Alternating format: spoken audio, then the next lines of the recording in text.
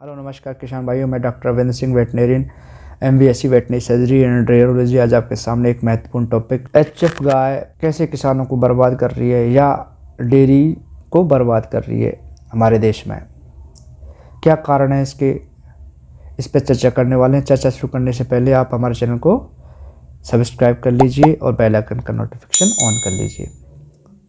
HF जो गाय होती है, ये विदेशी गाय होती है, हमारे देश में मिलती नहीं है, लेकिन हमारे देश वाले ज़्यादा दूध उत्पादन के चक्कर में इसको विदेशों से ले आए हैं। शुरुआत में इस पर बड़ा ध्यान दिया कि भाई HF का बीज रखो ताकि ज़्यादा दूध दे पशु, क्योंकि इनका दूध प्रोडक्शन काफ़ी होता है, 30 40 लीटर पर डे का तक भी इनका दूध प्रोडक्शन मिल जाता है। परंतु दूध तो खूब देती हैं, किसान इसलिए इसको रखता है कि भाई दूध ज़्यादा देगी, परंतु इसमें समस्याएं बहुत हैं। समस्याएं इतनी हैं जिनकी वजह से एक किसान परेशान होकर उसको अपना डेयरी का व्यवसाय बंद करना तक पड़ जाता है कई बार, अगर उसने अच्छे से ट्रेनिंग नहीं ली है तो। साथ में अगर HF रख रहे हो तो मैनेजमेंट बहुत ही ऊंचे लेवल का रखना पड़ेगा किसान को। तो क्या क्या समस्याएं आती हैं HF में, कैसे बर्बाद कर देती है ये HF किसानों को, इस पर चर्चा कर रहे हैं। एक एक करके पॉइंट वाइज हम लेते हैं, तो चलिए चर्चा शुरू करते हैं। पहला, आपने एक देखा होगा HF में कि गाय जो हीट पे ही नहीं आती है, हीट पे आ जाती है, रुकती नहीं है बार बार। कई बार एक पहली बार में नहीं रुक रही, कभी दोबारा में नहीं रुक रही, कभी तिबारा में नहीं रुक रही है गाय, जो मतलब गाय में कंसीव करने में समस्या आती है, वो कंसीव करने में बहुत दिक्कतें आती है HF में। उसमें आप कारण ये ले लीजिए कि भाई दूध ज़्यादा देती है तो उसकी वजह से मिनरल से डिफिशिएंट हो जाती है। हम उसको अगर बैलेंस राशन नहीं खिलाएंगे तो मिनरल डिफिशियंसी हो जाएगी, ये कारण भी हो सकता है।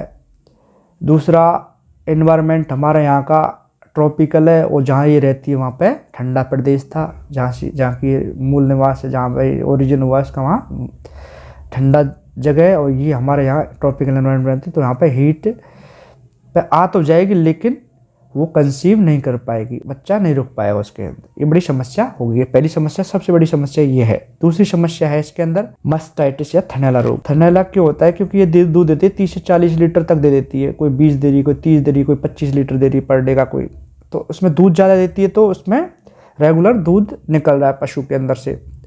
तो पशु को जब दूध निकलता है तो हाथों से निकाले या मशीन से निकाले, तो वो इंस्पेक्टर होती है, जो टीट का जो छिद्र होता है, वहाँ पे ज़्यादा टाइम तक हम दूध निकालेंगे तो बार बार इतना प्रेशर से वीक पड़ जाती है, तो उसके और साथ में छेद भी काफ़ी टाइम तक खुले रहते हैं। इसकी वजह से जब भी वो मिट्टी या कुछ लगता है तो वो थनैला इसमें जल्दी हो जाता है। साथ में इसकी इम्यूनिटी होती है वीक, तो इसमें कोई भी बीमारी जैसे FMD हुआ, HS हुआ, कोई और बीमारी हुई जैसे लोकल बीमारियां, बैक्टीरियल इन्फेक्शन हुआ, सैल्मोनेला हुआ, कोई सा भी इकोलाई हो, कोई सा बीमारी का इन्फेक्शन जल्दी से हो जाता है, तो जल्दी बीमार पड़ती है, तो इसमें कॉस्ट ज़्यादा लगेगी ठीक करने में। नेक्स्ट, इसके अंदर हीट रेजिस्टेंट काफ़ी कम होता है। क्यों कम होता है? क्योंकि इसका शरीर होता है, उसके अंदर हम्प नहीं मिलता है, जैसे ऊपर हम्प रहता है हमारे देसी गायों में, नीचे जो ड्यूलैप होता है, गर्दन के नीचे खाल लटकी रहती है, वो नहीं मिलती है।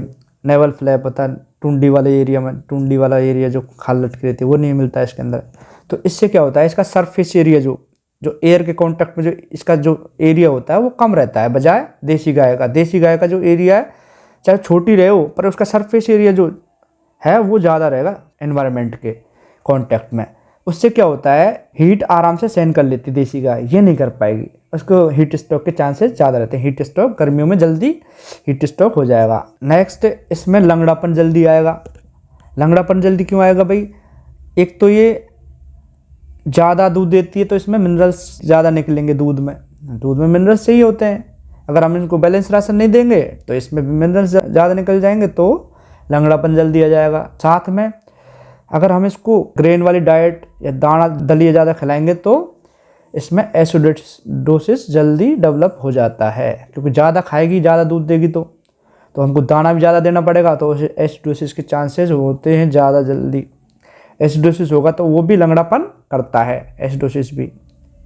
तो इसमें लंगड़ापन के चांसेस बजाय देसी गाय के ज़्यादा रहते हैं। नेक्स्ट, इसमें फीड कन्वर्जन रेशियो। देसी गाय का गोबर देखना कभी बिल्कुल टाइट आएगा, मतलब उसमें से पानी भी सोख लेती है वो। जो विदेशी गाय, जो एचएफ गाय होती है, इसका गोबर होता है पतला, मतलब ये पूरी तरह से सारे न्यूट्रिएंट और पानी को अवशोषित नहीं कर पाती है। मतलब ये इसकी इफिकेसी बजाय देसी गाय के कम होती है किस चीज़ को, फीड में से जो अपने जो चारा उसमें से निकालने की। तो इसको ज़्यादा चारा देना पड़ेगा तो कॉस्ट ज़्यादा आएगी बजाय देसी गाय के। साथ में रख रखाव, उसको भाई ठंडा कूलर भी चाहिए गर्मियों में, और सारी चीज़ें साफ़ सफाई ज़्यादा चाहिए, सब कुछ ज़्यादा अच्छा चाहिए इसके लिए। इसमें नेक्स्ट, चिड़चिड़ियाँ ज़्यादा लगती है इसमें। तो चिड़चिड़ी ज़्यादा लगेंगी, तुम देखना कभी ऐसे इतनी भयंकर मात्रा में चिड़चिड़ियाँ गर्मियों में पे चिपकी रहती हैं एचएफ गायों पे, मैंने बहुत देखे हैं। तो देसी गायों में बहुत ज़्यादा नहीं मिलेंगी, बहुत कम मिलेंगी, क्योंकि वो जेनेटिकली इस तरह से बनी हुई है, इनमें चिड़चिड़ी बहुत ज़्यादा मिलती हैं। तो चिड़चिड़ी ज़्यादा रहेंगी तो इसमें हीमोप्रोटोजल डिजीज होने के चांसेस ज़्यादा रहते हैं, जैसे कि थैलेरिया, बेबेसिया, ट्रिपेनोसोमियासिस, इस तरह की बीमारियां जल्दी होती हैं। और जल्दी एक बार होगी बीमारी इसके अंदर, या हीट स्ट्रोक हो गया या बुखार आ गया गर्मियों में, तो इसको उतारना जी का जंजाल बन जाता है, इतना पैसा लगेगा और साथ में ठीक भी नहीं होगी गाय आपकी, बड़े मुश्किल हो जाता है। तो ये कारण भी है। साथ में अपनी देसी गाय सूखा सूखा खा के भी दूध दे देती है, इसको तो हरा चारा भी चाहिए साथ में, सूखे चारे के साथ साथ। और दूध इसका पतला रहेगा बिल्कुल, फैट भी कम रहेगी, और जो SNF है वो कम ही रहेगा इसका। दूध बोलते पतला है विदेशी गाय, तो इनका दूध पतला रहता है। साथ में इसका दूध A1 होता है, A1 टाइप का होता है। और देसी गायों का जो मैंने पिछले वीडियो में बताया था A2 दूध होता है। जो क्रॉस होती हैं या HF होती है प्योर, या इनका होता है A1 दूध, और हमारी देसी गायों का आता है A2 दूध। तो A1 दूध में A1 बीटा कैसीन मिलती है, जो मैंने पिछले वीडियो में बताया था, जो कि शरीर के लिए लाभदायक नहीं है। और A2 में A2 बीटा कैसीन मिलती है, जो काफ़ी अच्छी स्वास्थ्य के लिए। तो इस वजह से भी लोग इसके दूध को कम प्राइस में खरीदते हैं, कम प्रेफर करते हैं। आजकल लोग पढ़े लिखे हो गए तो बहुत कम लेते हैं, इसको यूज करना कम पसंद करते हैं। तो इस वजह से, इन सब पॉइंट्स की वजह से जो किसान भाई हैं और जो डेयरी फार्मर हैं, उनकी ये डेयरी ठप होने की संभावना बनी रहती है। बहुत ज़्यादा संभावना है कि ठप हो जाएगी, इसलिए प्रेफर ना करें HF गाय को। अब आपको मैं एक और अच्छी बात बताने वाला हूँ कि अगर आप HF गाय रखे अपने पास से, तो आपकी आदत क्या होती है, जब आप पशु को लेके अस्पताल में आते हैं तो कहते हैं इसमें प्योर HF का बीज रख दो, ताकि आप चाहते हो दूध ज़्यादा दे, बछड़ी जो भी आए वो ज़्यादा दूध दे। लेकिन आप ऐसा कभी ना करें। क्यों ना करें, इसका मैं आपको कारण बताने वाला हूँ। क्योंकि जो आपकी जो HF है, बाई चांस आपके पास HF क्रॉस है, 62% है उसमें, 62.5% से ज़्यादा नहीं होना चाहिए जेनेटिक्स में। हमारे अगर भारत देश में इसको रखना है गाय को, तो 62 से ऊपर जाएगी तो ये सारी समस्याएं एकदम से बाढ़ की तरह आ जाएगी, और आपकी गाय बिल्कुल ख़त्म हो जाएगी, ख़राब हो जाएगी। आप जो परेशान हो जाओगे, भाई क्या करें इसका।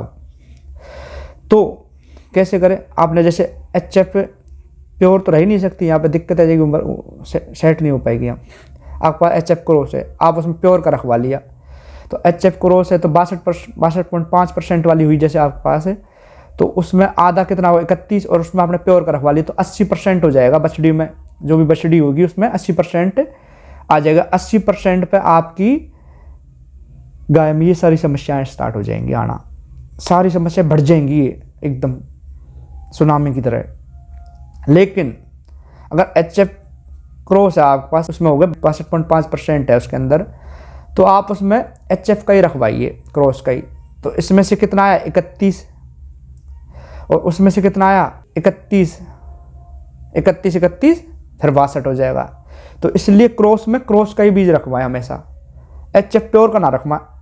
HF प्योर का रखवाओगे तो ये सारी समस्याएं स्टार्ट हो जाएंगी और गाय खराब हो जाएगी, आपकी बछड़ी जो बिल्कुल खराब हो जाएगी। तो किसान भाइयों, आज का टॉपिक यहीं समाप्त होता है। आपको अगर अच्छा लगा तो हमारे चैनल को लाइक शेयर सब्सक्राइब कर दीजिए और हमारे साथ बने रहिए। धन्यवाद। जय हिंद, जय भारत।